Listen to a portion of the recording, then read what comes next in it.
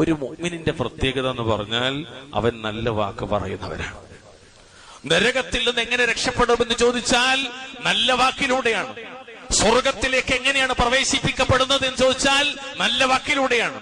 ഈമാൻ ഒരാളിൽ എപ്പോഴാണ് കമാലിയത്ത് പൂർണ്ണതയിലേക്ക് എത്തുന്നത് ചോദിച്ചാൽ അവന്റെ വാക്കുകൾ നന്നാകുമ്പോഴാണ്.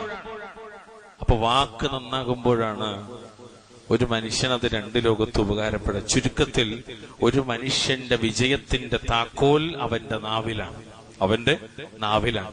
സൊഫാ മർവ ഒക്കെ എല്ലാവർക്കും പരിചയമുള്ള രണ്ട് കുന്നുകളാണ്.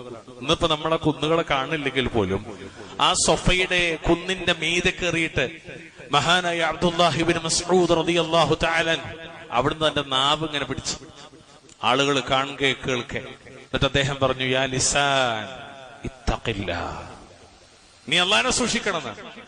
അള്ളാഹനെ സൂക്ഷിക്കണം. എത്രത്തോളം അറിയോ?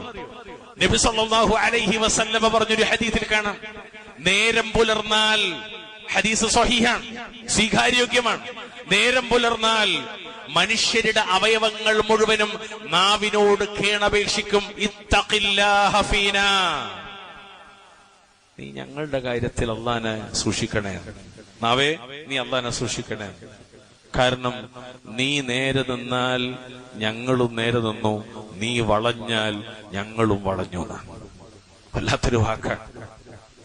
ഇതെങ്ങനെയെന്ന് വെച്ചാൽ വല്ലാഹു അലം, ഹദീസാണ്, സ്വഹീഹാണ്, വഹിയാണ്, സമിഅനാ വഅതഅനാ. കാര്യം മനസ്സിലാക്കുക.